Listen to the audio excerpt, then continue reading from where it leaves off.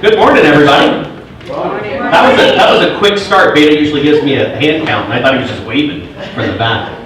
So we got a great sales meeting planned for you today. A lot of interesting information about the guy sitting to the left of me. I realized that when I introduced Keith Lynam to the company, I never really said anything about him, how he got here or who he is. So we're going to talk today about that. But before we do, we're going to bring up Shelly to talk about our mortgage moment. So give Shelly a round of applause.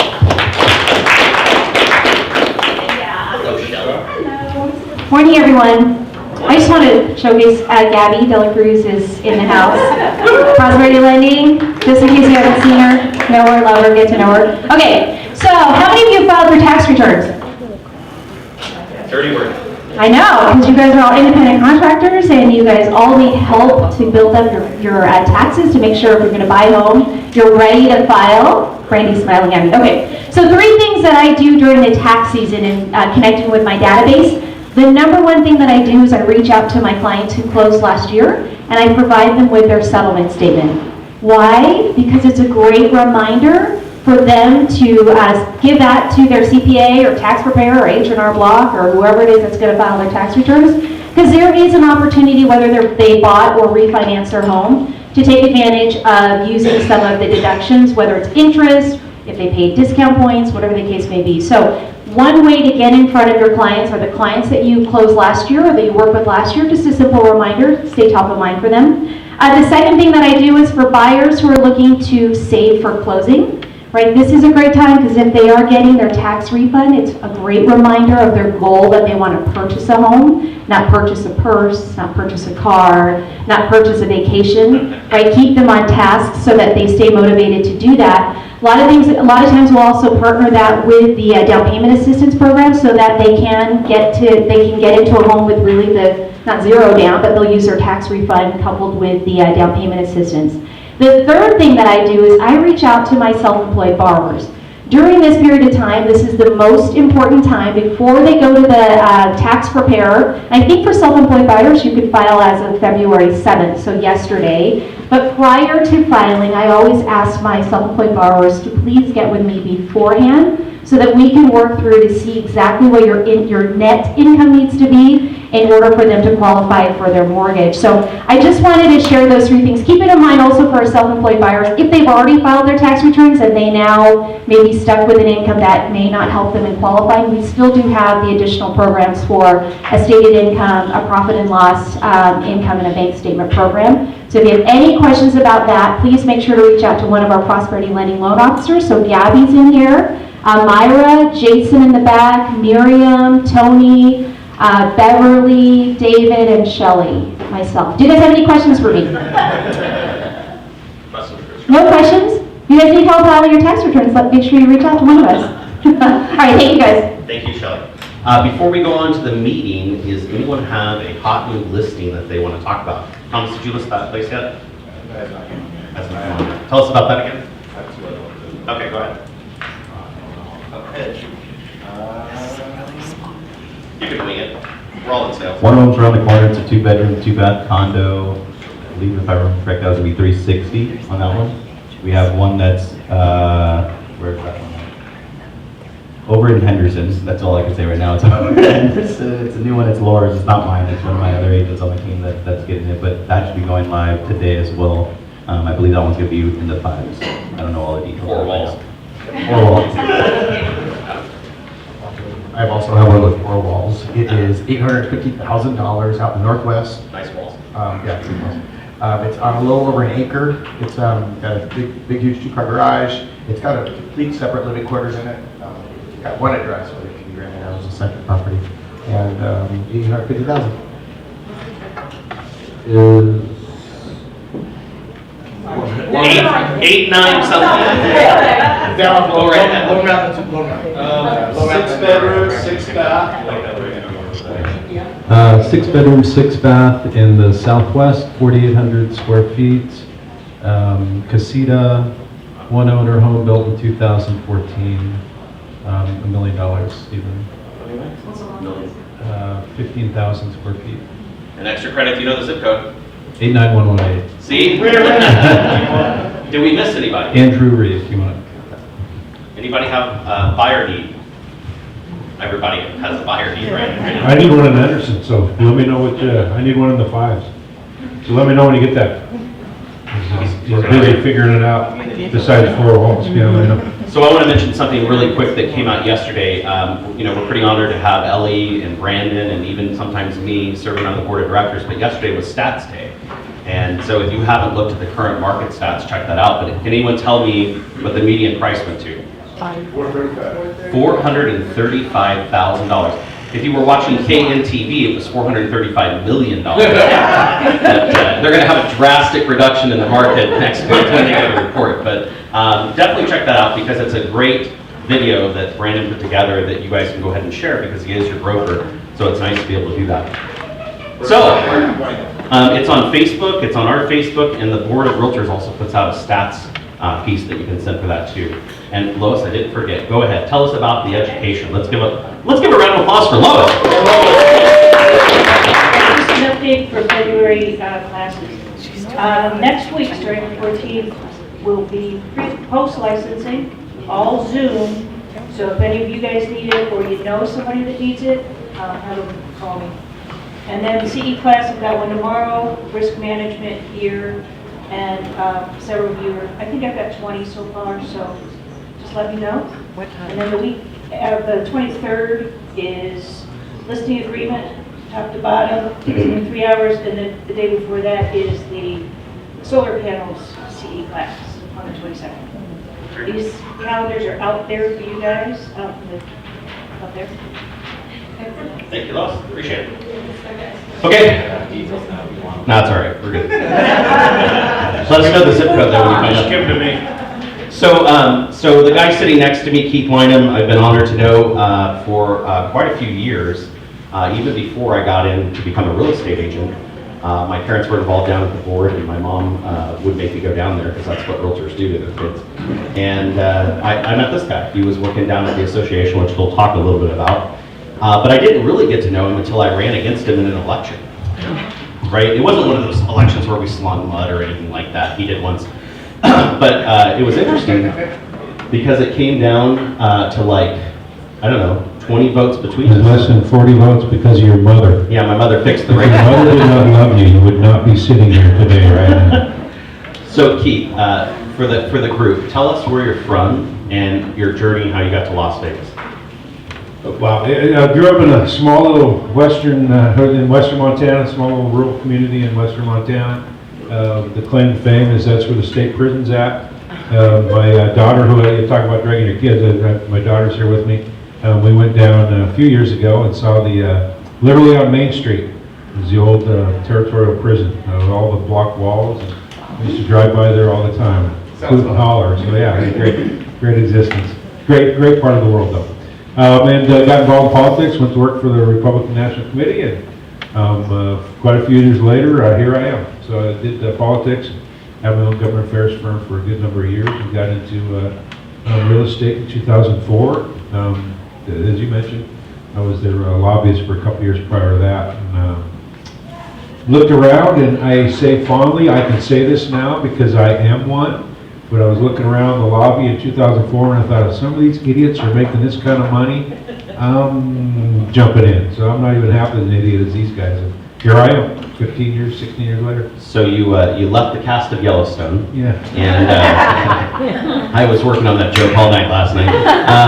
Yeah. And you got into real estate, but you said that you were a lobbyist. And so I hear a lot of reasons people got into real estate. People think that you're the only person I've ever heard of that was an actual lobbyist that got into it. So why did you make that change? What did you or didn't you like about it? It literally wasn't too much of it. I looked around, thought these guys are making all this kind of money, and here I am. And it was just, I had done politics for almost 20 years, over 20 years, and just got burnt out like a lot of other things in life. And just decided this was no longer for me, and enjoyed the people, enjoyed the community, and could still get my fix for real estate or politics on the side. And 3 times later, a legislative chair, PAC chair, and all that. I'm getting that and more. So, but it was mainly just the attraction of real estate. I actually studied for my real estate license when I was 18 years old. Never took the test. And hell, back then I didn't know if you had to take a test, but I studied for the course and just never did it. So yeah. It's always been there somewhere. So you worked at the association for how long? Worked there for 3 years. 3 years. 3 years, yeah. And your claim to fame is that Rocky used to work for you? Rocky used to work for me. He was my assistant, and if he's listening to this, he'll probably disagree wholeheartedly, but anybody that was around thought he was my assistant, so I went with it. So you guys have definitely met Rocky before. He's been in for our sales meetings. He's our head lobbyist at Carrera Nevada. They do a great job for us. So Keith, it's one thing to get into real estate, and you got in to take part in it for the money and because you saw others that they could do, you could do. I get it. Why did you get into board leadership after having seen it from the inside? What made you decide to do that? That's a funny story. Jack Woodcock, who a lot of people know, and if you don't, I always tell everybody, get to know Jack. Take him out to lunch, take him out to dinner, cup of coffee, get to know him, because those are the guys that preceded all this stuff. They're our pioneers, along with Patty and Keith and all of those people that have been around for not so many years, but that there's still youth involved. There's youth and vigor involved with them. So get to know them. He and I was griping about something that the idiots in the board did. And Jack, his Southern gentlemanly way, said there's only one way you can fix it, and that's to be on the board of idiots with them. And I said years later it was just Jack's way of getting me off the pack, because back then we couldn't be on the pack on the board, so I had to resign from the pack, and I ran for the board, and it was mainly just to get involved and get engaged on what we were doing with the association, what we were doing with the member relations, and a certain amount of politics in that too. So tell us about your real estate business. What does your real estate business look like? What's your main source of business? What's your passion in that part of it? Yeah, a lot of it's, I got involved with a guy by the name of Larry Kendall. Oh God, it's been probably about 13 years ago. I've literally spent, if anybody knows Ninja sales training, he's the creator of Ninja, and I've spent three separate times I've gone through a complete installation with him in Fort Collins at his main corporate office, and they also got a trainer session that you go through. I've got through that all 3 times. Both of those were a week, and then he's got a couple other things. So I've literally spent probably 3 or 4 months with Larry. Just an amazing guy. And so my business is exactly that, and it's all sphere of influence. And marketing dollars are really none. I don't spend marketing dollars. Like everybody else, and we'll talk about Boom Producers, which was kind of the creator of all that, how it spun off. It's just eliminating the roller coaster from your life. And once you get dialed into that, it just works. And I've talked to so many agents across the country, and certainly in this community, and when they get dialed in, they're doing what they want to do and doing what they need to do. The money goes up, and the time with their family, or they don't like their family, with those that they do like, goes up. And so that's my business. It's really just sphere of influence concentrated, and we do a nice little deal.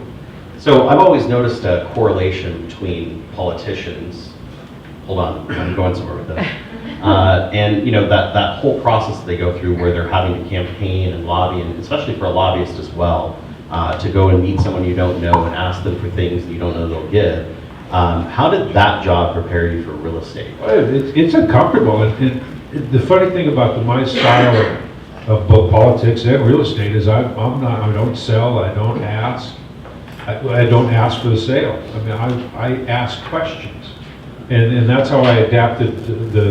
That's what flowed so naturally from the Ninja sales process for me, is because of my lobbying. I was a horrible order asker. I couldn't ask. I had to talk to them and ask questions and get through it. And I mean, my old sales is everybody likes to buy something, but nobody likes to get sold. And I get people, well, go to a car lot then. And tell me how that experience is for you, and what happens the first time you go to the car lot. What happens? Somebody yell it out. Yeah, you get approached, right? They're like Rochambeau in it. They come running up, and how does that make you feel? Wanted. You're like shutting them off, and it's like, yeah, you guys aren't that quiet. You guys know what it's like. And so that's been my approach to lobbying, and that's the approach that I take to the real estate business, is that You'll hear me say it when we'll talk about the session too. Be the cat, not the dog. And I'm a dog guy. Makes sense. I like the point that you said ask questions, because when people are answering questions, they're buying whatever you're selling. And so that's always been a big part of it. So I love that you said that. And here's the key, and it's tough for realtors. When you ask the question, shut up and don't answer it. Because most realtors will ask the question and then they'll answer it before anybody can. So just shut up and listen, and that's that's the sales process right there. There's no sale. Felt like that was directed at me. Yeah. Okay, so based on your experience, your years in the business, and your sage wisdom, Oh, here we go. what advice do you have for a new agent? A new agent is just the same advice I have for an old agent. That's my next question. Yeah, well, the same advice that eliminated one of your questions. Just be consistent in what you do and do it naturally. And what doesn't generate new business, the new dollar, find someone to delegate it to or outsource it. And that goes for new agents as well. Transaction coordinators, I don't know why you would be touching a file, period. Ever. For $300, I think is about that's what mine is. Maybe it went up. I did get a message that I'm ignoring that says something about a rate difference, but $350, whatever it is, $500. Why you would be doing files when you could pay $500 and then take that opportunity to call your buyer and seller and say, here's what I did for you. You didn't do a damn thing, but all those things that they know, sellers are perfect examples. The sign goes up, the inspection gets scheduled. What else is there? The photographer gets scheduled. All those things happen right in the beginning, and to be able to call that seller and say, here's what I did for you this morning, and they already know it, but you go through that list and they think you're God, and you didn't do a damn thing. For $500, that alone is worth $500. So outsource what you don't, whatever doesn't generate the next dollar, outsource or delegate. So I want to switch gears for a minute, because one of the great values adds that Keith brings with him is Keith is a member of our board faculty, and you've been an instructor with them. I think ever since, it's been a long time. Why did you do that? Why did you get into teaching and education at the association? Yeah, I mean, it's Anyone here taking a class from Keith? Mm-hmm. Yeah, right here. Anybody like it? Let's not go that far. Yeah, it was Anybody- good. What was your evaluation? I don't know. I saw your evaluation. It wasn't as good. No, it was really interesting. No, I enjoy it. I enjoy the interaction. I enjoy challenging people, whether I think they're right or wrong. And a lot of times I'll actually will challenge people, even though I think they're 100% right, because I want you to be right. And if you haven't heard me say it, you're going to hear me say it a lot. This industry has created standards of practices, which means what? It's how everybody does things. And if everybody does it, it must be wrong. And this industry has created standards of practice. We're just flat wrong. And the consumer's screaming at us. The consumer wants things differently. It doesn't want a 45-day close. Sorry, lenders, it doesn't want a 45-day close. They don't want the hassles of all this stuff that comes to them ad nauseum. I mean, we're creating forms to create forms to create forms to let them know there's a form coming that these forms are now being checked. It's gotten crazy, and so we've become an industry that has created things, and that's what I call about disruption, that we just need a flat fix, and that's part of why I did it. When I first started, it's been 14 years now, almost day one I became on the faculty. I talked about multiple offers and how you presented them, and more importantly, how a listing agent would respond to the question of an agent calling them saying, how many offers do you have?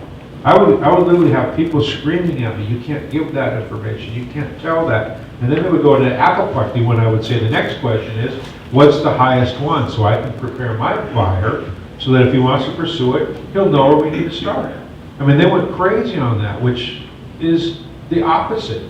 It's actually the opposite is true. We have it's a fiduciary of our responsibility as a seller's listing agent to give that information in certain markets. And are we in a market now that is beneficial to have multiple offers and create bidding wars? Yep. So yes or no? Yeah. Absolutely. And so I don't know why we're not answering that. I called somebody up yesterday, refused to give it to him, said it's against the rules. Yes, they didn't. Yeah, so I tell everybody, write this down. It's a code of ethics. You write it down. or capture it, put it up with the graphics. It's Code of Ethics, and it's under the Standards of Practice. It's 1-13 and .5. And I'm paraphrasing it, but it essentially says, as a buyer's agent, you are to make sure that your customer, your client, knows that their offer is not confidential. What does that mean? Seller can use it any way they want. Disclose terms, everything, number of offers and everything else. So I want Anyway, long answer. I want to expand on that because Ivana is not in here yet because she would definitely bring it up. So he's referring to the fact that the purchase agreement doesn't have any confidentiality clause on it. So when that purchase agreement leaves your hand and goes to the other party, there's nothing confidential about it. It's been put out in the marketplace. The other thing is you do have a duty of confidentiality and the duties owed, but it's based on information about your client that they don't. I don't want you to go tell what I will pay, but that's a difference of asking what someone would pay, right? And so I want to make sure that that's clear because she would want to point that out. But I've sat in this class and I thought the same thing. I was like, oh yeah, I guess there is no law that says I can't do that. But it's the whole point. I learned. Exactly, and even if it's in the purchase agreement, it still does not hold water because why? It's not an agreement until it's signed by all parties. And so there still could be a clause in there, but it doesn't prevent the seller. So based on your years of teaching, what talents have you learned through that process that have helped your real estate career? If Janet were here, I would ask Janet to leave the room because I know she'd be saying, I've been telling them that for years. And that's not to prejudge and kind of shut up myself and listen to other people and allow them to disagree with me before I tell them how stupid, idiotic they are. And no, patience. I've learned, believe it or not, I've learned a lot more patience in life. And, just kind of trying to chill through the waters a little bit. It's a process. Be quiet, my daughter. She's in the back shaking her head now. So let's. I'll ask my last Las Vegas Realtors question. What is your favorite committee at the association? Oh, my favorite committee, and it's not even close. It's the Nevada Leadership Program. If you guys haven't gone through that, I mean, it's phenomenal. It's been my most favorite thing. I got to go through as a student, got to go through as a trustee and then dean. That's my favorite. And again, it's not even close. But legislative and the PAC, I mean, combined, I enjoy those. And I won't be there forever, but I've been there for quite a while. I like this is another board question, but I want to ask it. So you're a past president of the association. You're a past state president. You've won pretty much every award that's out there, which surprises me. And when you rode off into the sunset, from the association service, where did you put yourself? Where did you stay involved as a past president? Well, I haven't ridden off yet, because I keep an eye out. As Brandon Roberts will attest to, we stirred the water. And I feel partially responsible for Blanchard being state president, so I won't be able to ride off until he's gone, but no, it'll be, my write-off will be, and I actually even talked about it during the bill producer session, is that is my write-off. That's my next, as you know, I used to say, hashtag what's next. That is my what's next. And so, Over the bridge. It's, I'm over the bridge, but I'll continue to make sure that the bridge doesn't collapse under the weight of Tom Blanchard. So. All right, so tell us about your thoughts on the Las Vegas real estate market, and based on your experience, what do you see happening there? I mean, I just asked you what I couldn't remember what the median was, but I know, well, first of all, I know it was in the 200s, and I think it was in the teens. And obviously we can look, but I think it was in the low 200s. You were president when I was in 2015, and that's 6 years ago. Wow. Almost, well, essentially it's doubled. Well, it has doubled, I think. Pretty close, if not. But yeah, that's unsustainable. We all know that. But I still don't think it's going to be a crash. And I'm looking back at the lenders. As long as we don't have the crazy, almost dropped it, crazy loans that we had back in the day where 117 loan to value, and a landscaper could buy 17 houses, and the housemaid, the dancing girls were buying multiple properties and all that stuff with nothing. As long as we stay away from that, there's always going to be a correction. But what's that correction going to be? I think it's less than 10%. And I think that's pretty realistic to think that's going to happen. Okay, so I'm just trying to think. My average price, every presentation I did, I said 317. I almost got a stamp because it never changed. One time in 20 years. That was mine too. It was like consistency is good. We were, an old shoe was coming. We ran out of vernaculars, whatever that word is, to come up with every month. It's like the same is the same. So you said it a little bit when we announced you to the company, but I don't know that everyone heard it. Tell us how you came to Signature and why you're here. Yeah, I mean, it's a lot of people, most people know I've come from another company, and there was a lot of things out there, and I just tell you, it's nothing to do with that company. It's nothing to do with the partners that were in there. We remain good friends. I had dinner just a few nights ago with one of them. And, still will remain good friends. They are good friends. We just had a difference of opinion on where our brokerage was going to go, and what we wanted, what we thought the industry was going to go.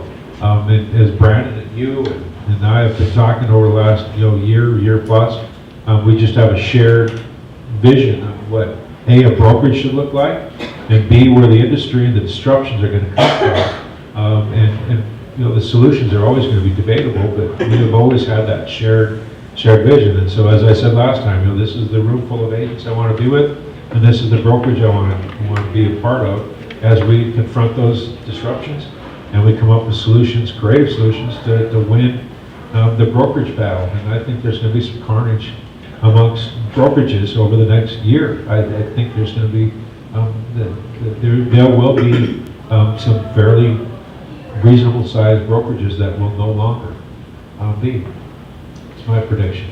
So last topic with Keith, and I think it's a pretty important one. Ever since I got into real estate, I've always had mentors and coaches and people that have helped me and people that I've also trained and mentored along the way, and I think that's what makes you a well-rounded real estate agent. You took coaching to a different level, and that's with your Boom Producer Journey that you put together. I got it all right, hashtag. And tell us a little bit about that, and tell us how it came about, and how it can benefit everyone here in the room and everyone at home. Yeah, I mean, back in college, all throughout, I've always been a part of some sort of a sales organization, and I cringe when I say sales organization because I don't do sales. But I was a college agent for Northwestern Mutual. My first real job really was they created a counselor sales program. Which is nothing more than the old, color chart, the orange, the red, the blue, and yellow. This was back in the 80s. And I taught this counselor program for Northwestern Mutual, which is huge, and I was 22 years old. Can you imagine how big of a smart ass I was back then, Janet, right? Teaching all these 40-some-year-old insurance guys about sales counseling. So it's been literally a 30-year journey of adapting what sales means to us, and I think that this culmination of all that training has bled itself perfectly to Boom Producer. It's good for any market. It's good for any personality type. So it doesn't matter if it's a boom market or a down market, and it doesn't matter what your personality type, and more importantly, it doesn't matter what you're talking to your client. It doesn't matter what personality type they have. We teach you how to communicate with all of those, and so it just is blended perfectly. There's 9 things that we want you to do every day and every week, and it's just really that simple. And people tend to try to make it more complicated than that. And I hear it all the time, and you guys know this. It needs to be more complicated. Well, I need to buy leads. I need to do this. It needs to be. You're just looking for another silver bullet, and it really doesn't need to be that complicated. Life shouldn't be this hard. Removing the roller coasters is pretty simple, and it's not to say that there won't be life events. I mean, tragedy happens.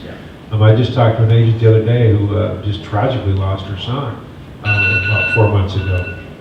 And then, exactly right.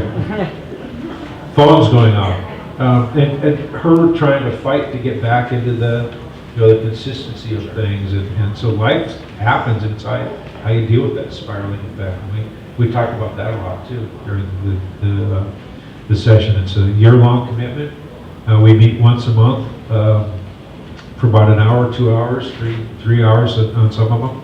And then we have weekly meetings that you have as part of a trailmate program.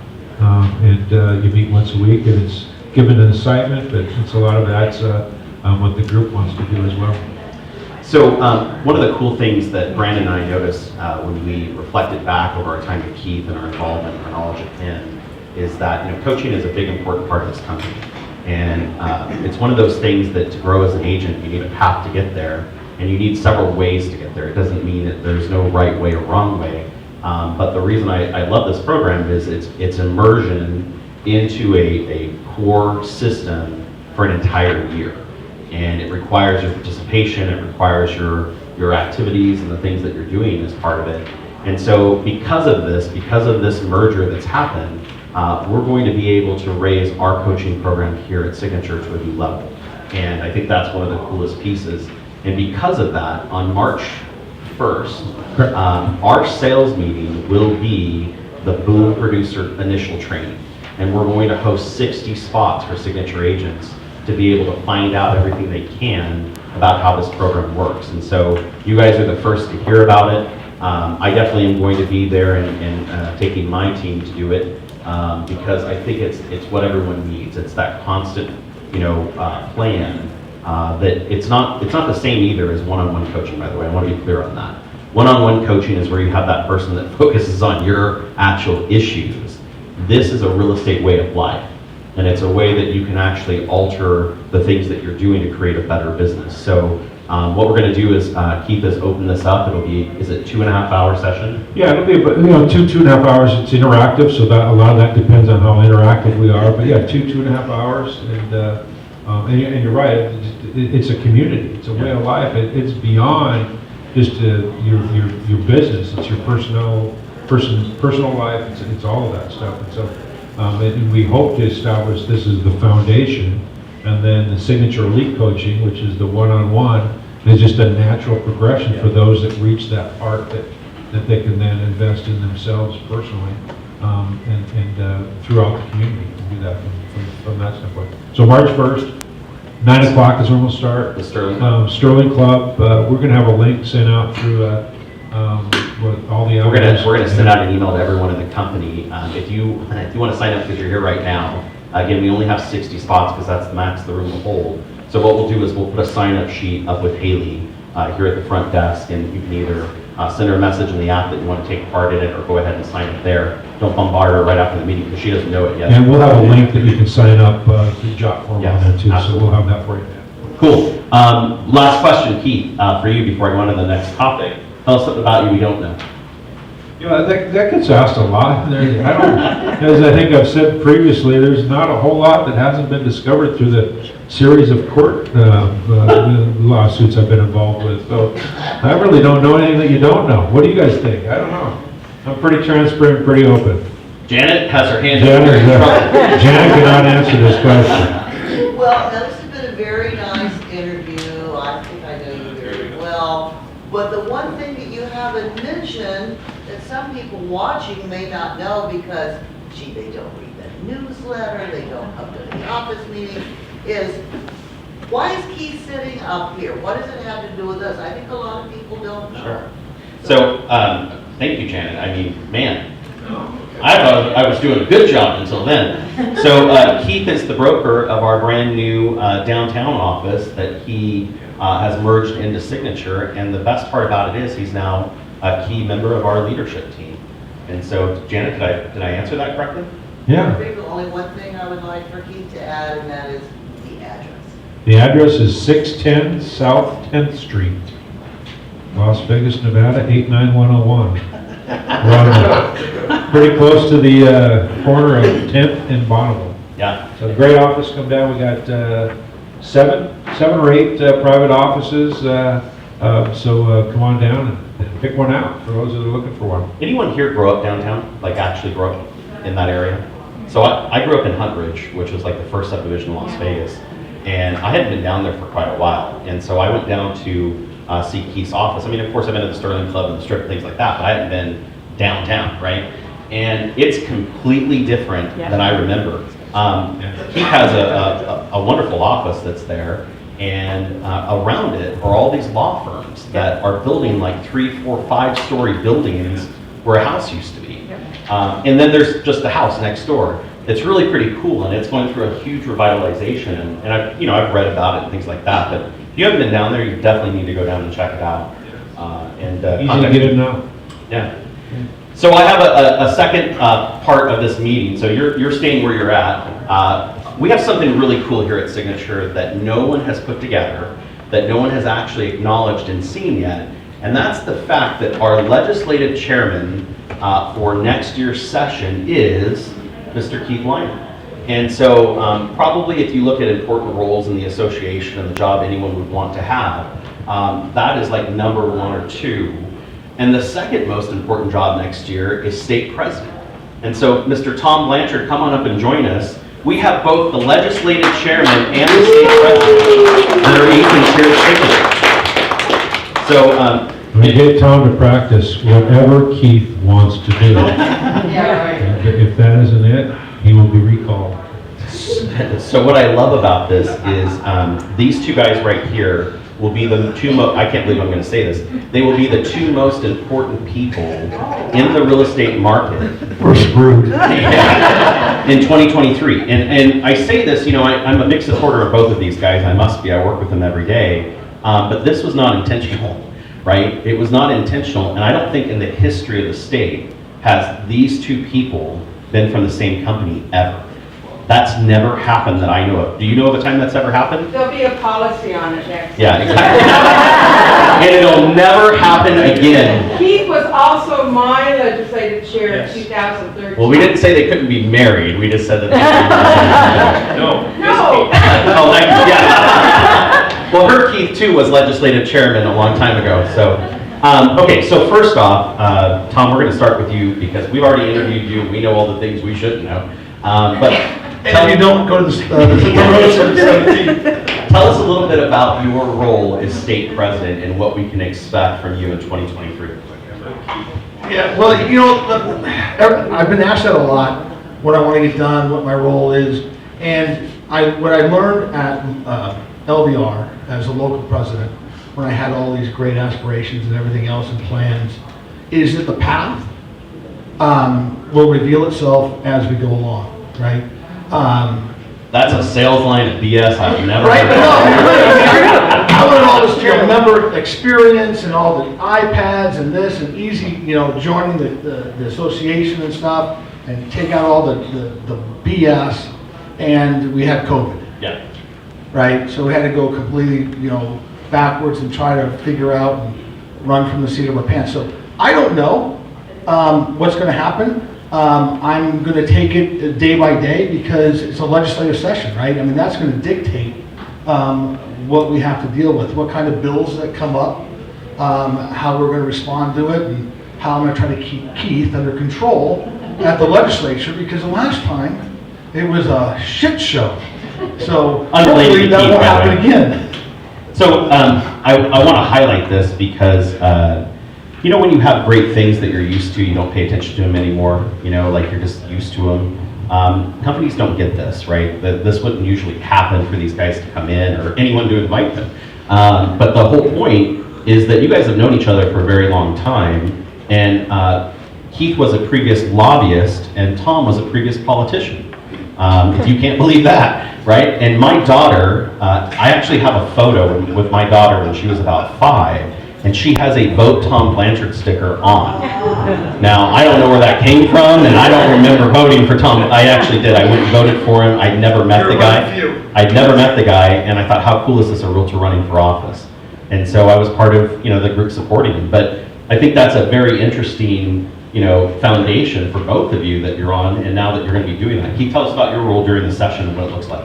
Yeah, the role is just to manage the effort, and we got a great team. And fortunately, this is my 3rd time as legislative chairman, and certainly as the president in 19. I was during the legislative session as well. So Tom's right; you never know what's going to happen. We manage really well because we got a great team that does the yeoman's work during the year. But we'll talk about what we want, When I was president, we got done with the legislative agenda, and it was basically nothing. And as everybody in the room knows, I just said that's not good enough for us. And that's when I said we need to raise the bar of our industry. We need to raise the bar of the brokers.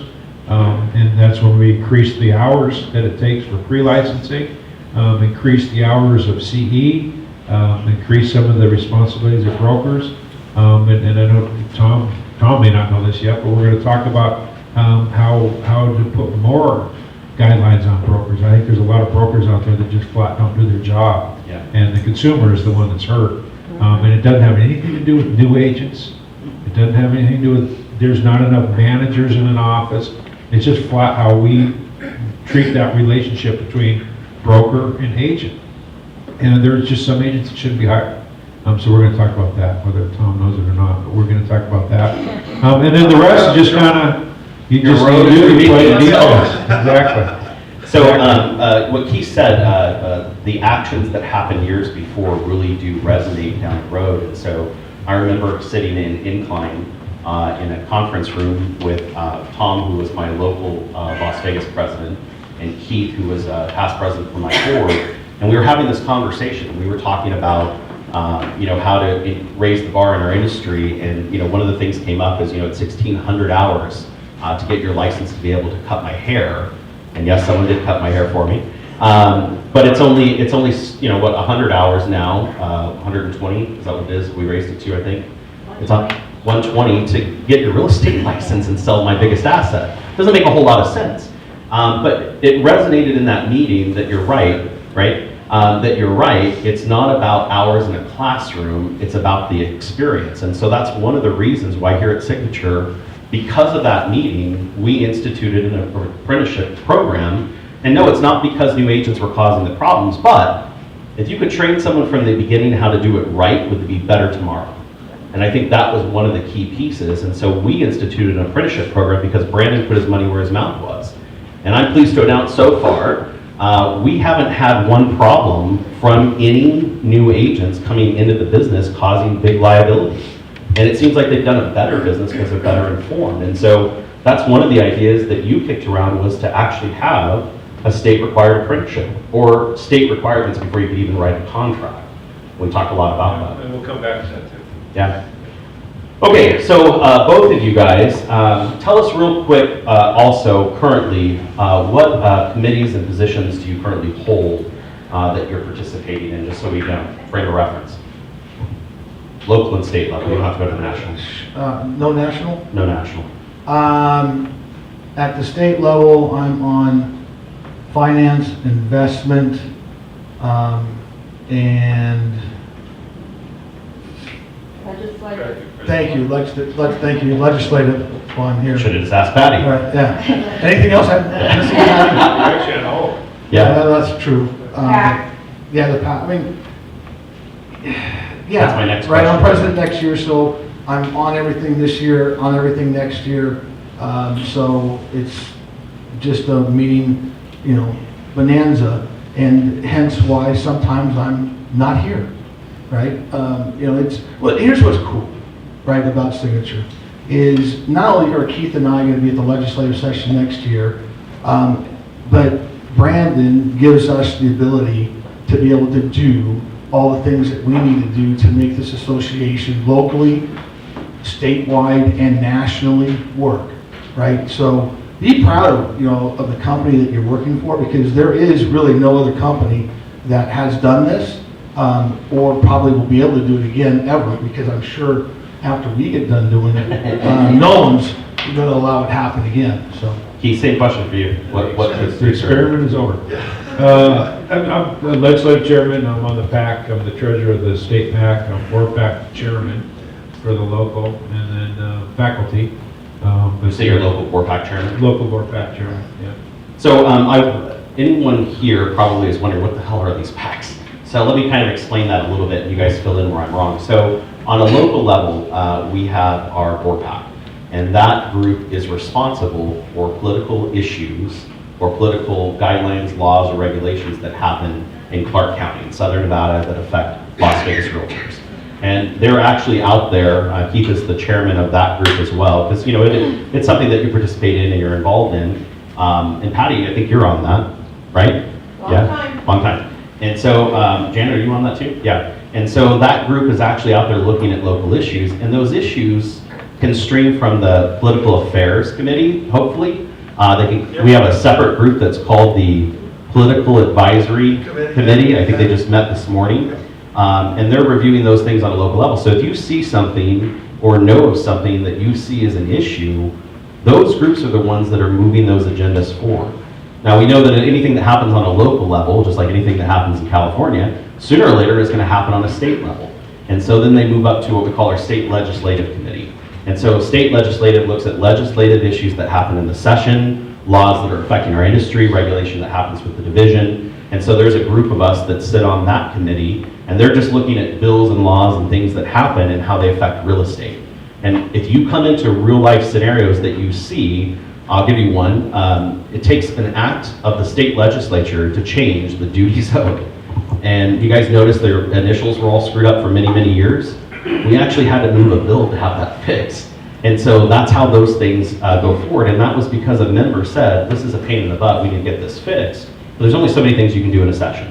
And the legislative committee has what they call the LNT, which is the legislative management team, and that's the group of 6 people unknowingly that are going to review 800 to 900 bills to see how they fit. And Vonino was huge in that, especially for property management. And then we have the PAC. Tell us about the PAC, Keith, because you've been involved in the longest. The PAC, including board PAC, we take money and give money. And we don't do anything with the issues. And I know even some of the members are confused about that. In fact, at the board PAC level, I'm going to stop having Carrera. They give us an issues briefing, and I'm going to tell them no more of that. We take money and give money. We take money from the members. We encourage you to do that. We tell you, here's all the reasons you should be giving money, investing. And I don't care what you call it, an investment or an expense to your business, but here's why it's important that you give money to the PAC. And then we give it to candidates. And again, I don't care what we call it, an investment or just giving it for access. Because frankly, that's all it is. And we have relationships with elected officials because of the taking and giving of money. We don't have to like it, it's just the way it is. And we happen to like it because we're very, very good at taking money and giving it away.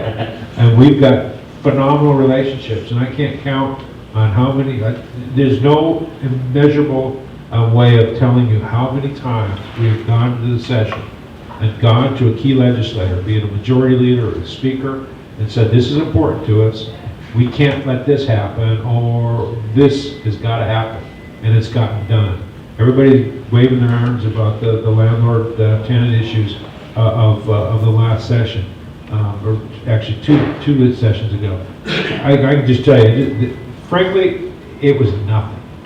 And at the time, we were screaming and hollering as it was something, and we overplayed that a little bit, but it was nothing.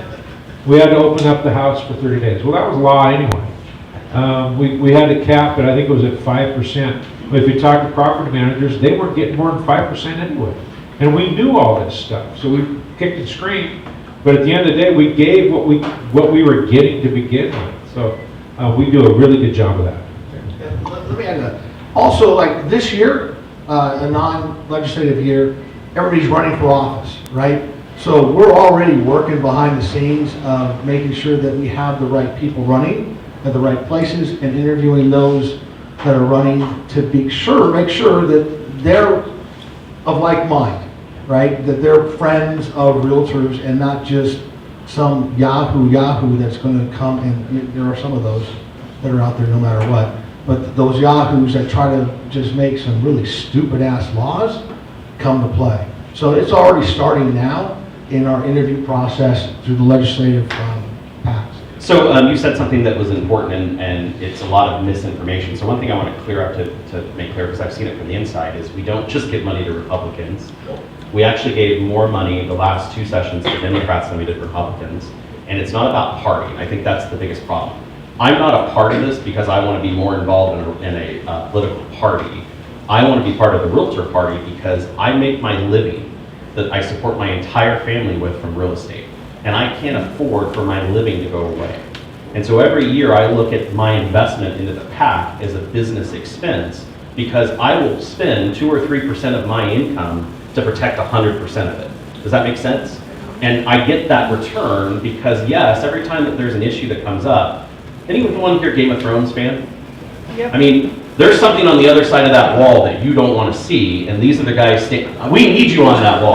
These are the guys on the wall, and I think back to when my mother was state president, one of the biggest things that happened when she was state president was sales tax on services.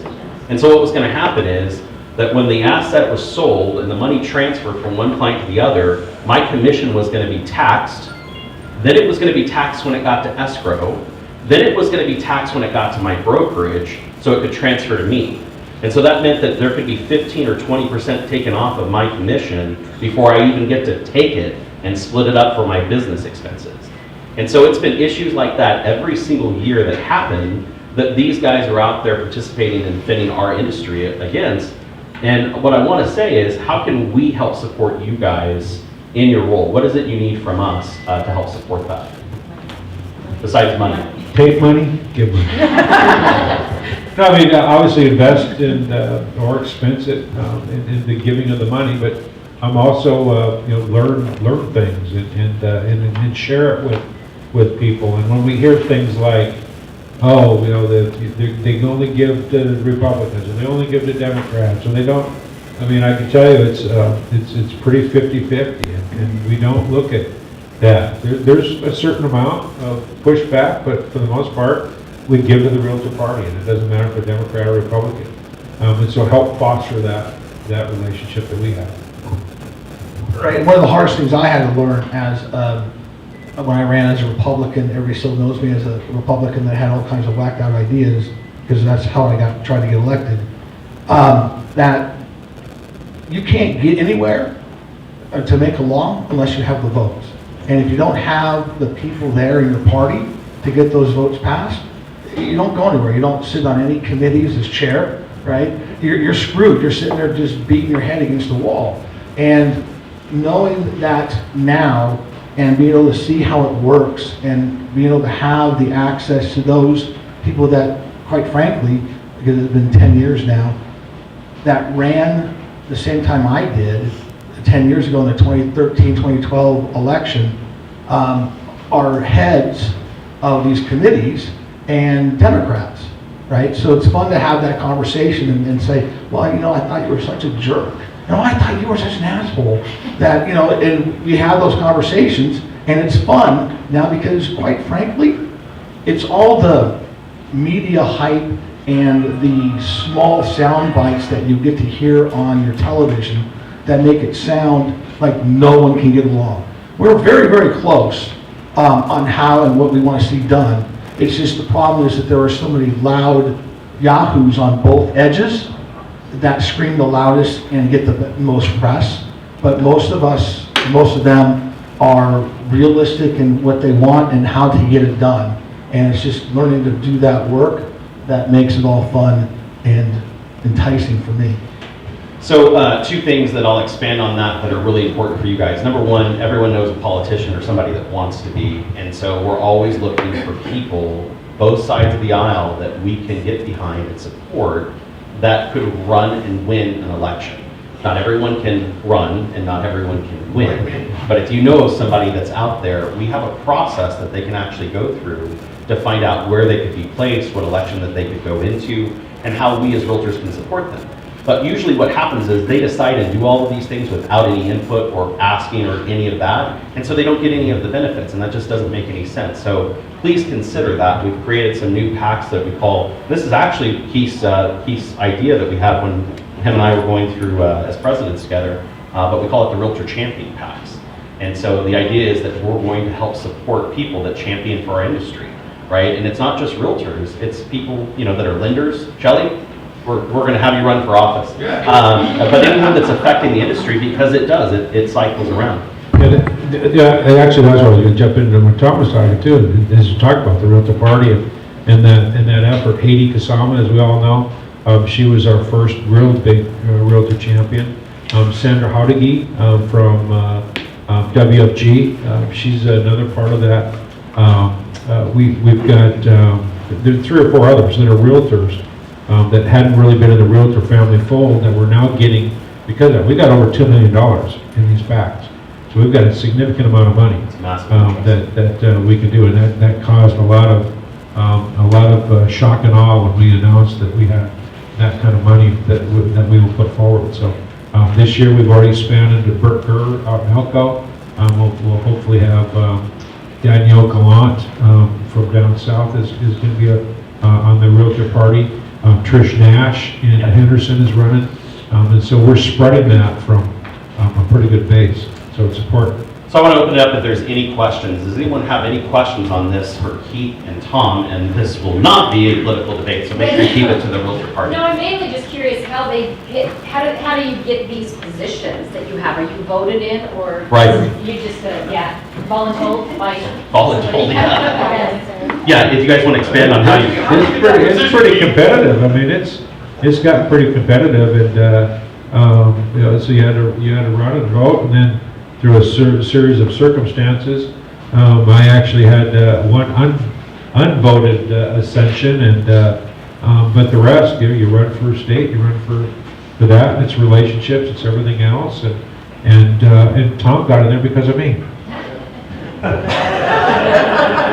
I want to add it that way. Tom's thinking about it. The point is that it starts at the bottom, right? So being involved in the local committees and raising your hand and saying, I want to be on that. So Brandon just had to put out, and I'm not asking you, but I'm just pointing at you, had to give out 200 appointments. 200 appointments to committees, and the hardest part is you're sitting there looking at a list, and no, they all can't be from signature, but that happened. They're either gonna be here or they will be here, but the point is that all you have to do is raise your hand and say, I'd like to serve on this, and pretty much every president or president-elect is looking for people. And so that's a big piece. Now, some of them you do have to qualify for. You have to serve so many years by the policy, and all the policies, by the way, are at your disposal on both the state and local website to find out how you do it. That's how I ended up running against Keith for the board. I figured out I'd been in the business 2 years, and I was stuck on a committee that I didn't know I was on, and I'd served on it, and I qualified. And I ran. And in my case, 2013, 2012, when I ran for state assembly and lost, I wanted to make a change. Nobody liked him, by the way, at all. And I was a dick. I ran an REO business, and it had to be my way or you weren't going to get the deal, right? And people took offense to that, and there were rules about everything. I said, that's fine, but my seller doesn't want to do that. And so it was, you know, I was moving a lot of product. Right? It may sound like a drug dealer. A lot of product in Las Vegas. Right? And you had to make sure I wasn't getting caught. Right? It feels so good. You know, and so Patty was the legislator, the president back then. And, you know, in 2013, and we were at odds, right? I felt that AB 284 was the wrong thing to be doing. They thought it was the right thing to be doing. I was right. They were wrong, but they still had to pass, and then they had to get it changed the next session and all that kind of good stuff. But that's the day that I started wanting to make a difference. And through that, got involved, got on the board, worked my way up, and luckily had enough chutzpah to be able to get elected locally and at the state. I give Tom a lot of crap because it's fun, but Tom is a perfect example of how something that was at odds became one of our best benefits, right? Tom was running for office, and I believe when he ran, our system wasn't as good as it is now. Yeah. And Patty, I remember my mom, I go into a meeting, my mom's like, this guy is crazy. Like, he's up there telling legislators things that we never want them to hear, right? But true. But he got involved. And I think that's the whole point. He got involved because he wanted to make a difference with it. And because of his perspective, we became better. And we just had the same thing happen just recently, where we had a member that was extremely agitated at us as an association, saying we don't do anything. And they came and got involved, and now they're going to be a champion for us. And they made us better because they had an observation, they saw it. And then once they got in and saw it, they're like, okay, maybe you are doing something. But that's the whole point, and I'm glad you asked that question. And I'm going to defend Patty. No one thought AB 284 was the good thing to do, but it did stop what it needed to stop. My business. No one liked that. Yeah, maybe no, there's always good benefits. Any other questions? Yes? We do have a roast coming up. Oh, yeah. Yeah, believe it or not, I've actually held back a lot for 10 days. Talk I about got- that, Keith. It's the 17th, 17? 6 o'clock at the Space, the roast of Tom Blanchard. at Monday starting with Space. Space down behind Allure. We'll get the address out so we can make sure all you guys go. What is it, $100? You need to do a $100 PSF investment, correct? $100 PSF investment come out. We started this when I was a past president. We had the first roast. It was a great time. And then the next president, it wasn't as good a time. And so now we're back with Blanchard, and we're going to have a great time again. So come back, have some fun, laugh, and we'll take some pot shots at Tommy. He's a good sport for doing it too. Anyone I missed? So just want to reiterate, most of you have just made, oh, Janet.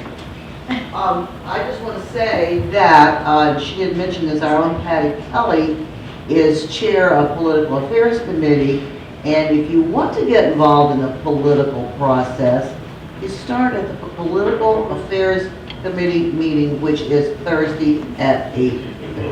Register so you can get your QR code. Yeah. Do they still give them breakfast? No, we can't, They haven't had food we because can of- have water, but that's as far as it's gone so far. Okay, so I was going to say, most of you have made an initial investment already in the PAC because of your fair share, we call it, on your dues that you just paid. So we appreciate that, and that goes for programs that we've talked about here. But thank you for your participation. I hope that today's meeting kind of enlightened you a little bit about Keith. And let's give Keith a round of applause. Thank you. It's a pleasure to join. I will make it very crystal clear that I'm here and honored to be with you guys. So, great. And let's give Tom a round of applause for his So, I'm just proud to be here. I mean, this is a great company. I mean, I can't say it enough, right? You know, I gotta collect my paycheck every week, right? So I gotta say, I'm really proud to be here. So I'm proud to be here, guys. So. Last but not least, if you know an agent out there, as you get involved in these committees, that is a powerhouse in the marketplace, this is how great people come to a great company. And so we'd love your referral if you do that. I know myself and any of the managers are happy to meet with whoever. But that's how we will continue to grow with great people. So thank you so much. Have a great day and sell something expensive at that.